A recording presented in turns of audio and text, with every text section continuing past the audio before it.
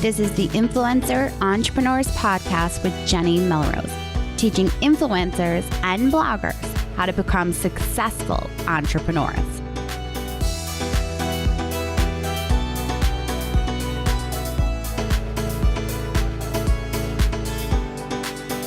This is episode 135 of the Influencer Entrepreneurs Podcast with Jenny Melrose.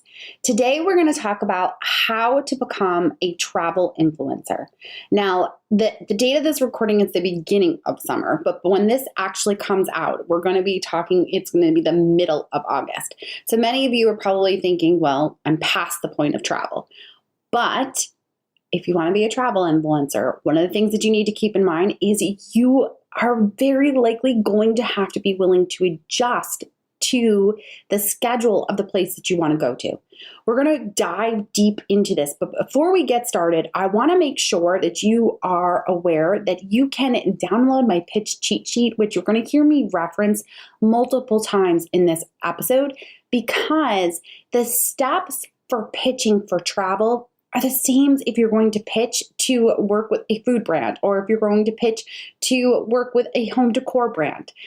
Pitching is very strategic and there are simple steps that you can take. So if you do not have my pitch cheat sheet yet, you're going to want to make sure that you download that. Not only will you see exactly the steps that you need to take, but you'll be given an example of one of my own pitches that resulted in a long-term contract. So if you haven't already downloaded that, make sure that you hop over to the show notes and grab that pitch cheat sheet. All right, so let's dive into how do you become a travel influencer. Well, the first thing that we need to start with is we need to start with the idea of, as a travel influencer, you have to have some form of influence, whether you have a social media presence, a blog that goes along with it, and it needs to fit with your brand. Because if you're going to pitch for travel as a home decor blogger, that audience that you may already have isn't necessarily going to translate for travel unless your audience tells you that, yes, they want that. So I'm going to point you to my episode where I talked about social media influencers and the complete guide for it. So if you are wondering what that needs to look like and you're not exactly sure what social media influencer looks like, you definitely want to make sure that you listen to the episode about the complete guide for it, because I'm going to walk you through exactly what you need to be doing as an influencer in order to really be able to leverage the audience that you have with the ability to travel. Because if you don't have that audience that is interested in that content, they're not necessarily going to equate to you being able to get paid to actually travel or to even have it compensated if you don't have the influence that you thought you're going to have to be able to pitch. So when it comes to how do travel influencers work? Well, as a travel influencer, you're going to be creating content that your audience, again, this is why your influence is so important, is that you want to create content that your audience actually wants and needs. So that if you are a mom blogger and you create 5 easy tips on how to travel to Destin, Florida, let's say, for example, then one of those tips is going to drive me back to maybe the place, the hotel that you stayed at, or the beaches. Now, there's multiple ways that you can do this. You can actually reach out to the city that you are going to travel to, and when you reach out to them, you're talking to them about their overall city and the options that they have for travel. Now, again, you can check their website. You can go to, if you're going to look for a hotel, go to the hotel's website, and you're going to do the same steps that you normally would to pitch any brand. But you're going to be creating content in exchange for either your stay or to get compensated. I have done both. Now, you again need to approach this with you're working when you are then doing this travel. So you have to make sure that you are willing, first of all, to do that, because I know personally I'm in a place now where when I travel somewhere and it's a vacation, I'm not looking to bring my laptop. I'm not looking to work. But if you are looking to travel and work in order to travel, then you are going to have the ability to get the shots that you need as far as your camera. You're going to want to make sure that you get video, especially if you're pitching Instagram. We all know right now you can go through the podcast. There are plenty of episodes on using Instagram stories.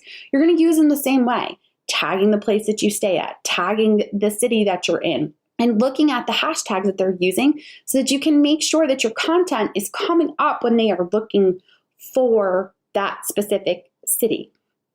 You always want to make sure that you obviously are tagging the location where you are so that people can find it, and that for that company or that the place that you're traveling to is going to look well on that because it's easier for your audience obviously to find them. So when you are looking to do travel, you're looking to put together a proposal in which the way that I look at it is I know in my head I have a price that I would normally charge if I were to do let's say a recipe, right? So I'm going to do a normal proposal where I would do a blog post, specific social shares, and I'm going to throw in something extra, which is all part of Pitch Perfect Pro, my course. I teach you exactly how to put this together. But I have a price in mind for that package. I am looking to then look at the price of what it would cost me maybe to travel to that specific spot. And I'm going to make sure that the deliverables I give are going to cover the cost of them having me there, as well as then the paid work that I'm going to be doing. So when you put together a package for your proposal for travel, you want it to be in line with what you would normally charge, if that makes sense. Your pricing should be compensated, obviously, but it should be equal to what you would normally charge for that package or proposal when you put it together. So when it comes to this, you can use all different, obviously, social media platforms. You want to, especially right now, we see that there's a huge emphasis placed on Instagram, not only in just the feed, but obviously in stories as well. Because with stories, we already talked about the fact that you can point out the location, use the hashtags, but you can also then, of course, tag the place in which you are staying, the hotel, the resort, any of the places that you go to within that city. Let's say you go to an aquarium or you go to a home decor store, whatever it is. Now, if some of you are thinking, okay, I'm home decor, how am I going to make travel work? You know that your audience wants it. Well, then make sure that you're visiting places that home decor is still going to be a theme of your trip. You still need to connect it. Same way a food blogger goes away and does travel, they still need to connect it to the food. So obviously they're going to talk about the restaurants. They're going to talk about the food that they eat. They're going to be showing, maybe they get a behind the scenes tour of the kitchen and the cook and whatever else it might be, the chef. I shouldn't say cook, the chef. So you want to still always connect it to what your audience is used to. Again, we talked about mom blogger. Well, maybe you're going to talk about traveling with kids. In particular, over on the Melrose family, when I was compensated to travel, we did a trip to Myrtle Beach. We, at that time, brought my 2 girls and my 2 nephews and 1 niece. So there were 5 children, and they were all at that time under the age of 5. So the post that I did was traveling with 5 kids under the age of 5 as far as where you could possibly go and what you could do in that particular city. Give it a spin that fits with your audience. That way, it's authentic and solves problems for your audience. If you are a home decor blogger and you never, ever talk about travel or can't work it in, like you're going to, let's say, Barbados to go sit on the beaches at Sandals, then there's really no way that you're going to be able to tie that into your audience. Unless, of course, they have like a hidden spot that's all home decor and you're going to be doing maybe something about the tapestries that are hung or whatever it might be. Find a way to connect it to your content. If you can't do that, then travel may not be the best fit for you. Now, a lot of people will say, well, how many followers do I need to have? How many page views do I need to have? Again, this is what I say time and time again when it comes to bloggers and influencers looking to pitch in order to create compensated sponsored posts for working with a particular brand. It's not about your follower number. It's more about the engagement that you get. So if you're wondering if maybe a place in California is a good spot for you to travel to and your audience would be interested in it, do a poll on Instagram stories and ask them, hey, what do you want to know about San Diego? Especially if you already have that deal ready to go. Now, if you don't have the deal ready to go and you want to know if San Diego is a good fit, then maybe you're going to ask your audience, what are some of the best spots in San Diego? Or you're going to ask them, have you ever traveled to San Diego? Yes or no? All of these kind of things to kind of get a feel from your audience what they're going to be interested in. And if you don't get engagement on content, simple polls, then there's probably a reason why, and it may not be the right fit. This is really what it's going to come down to. Travel influencers, if you are strictly travel, you're obviously going to have the audience ready for this. Those are normally the places that a lot of these kind of hotels and resorts are looking to work with. But that's not to say if you were a mom blogger that you can't make it work. You're going to have a unique spin on the content that you could create for them. And if you're willing to work while you are vacationing, then it's the perfect way to break into being a travel influencer in this industry. You never know until, of course, you test the waters. And the best way to test the waters is to engage with your audience and find out how or if it's a right fit. And doing that with Instagram stories is going to be the fastest way.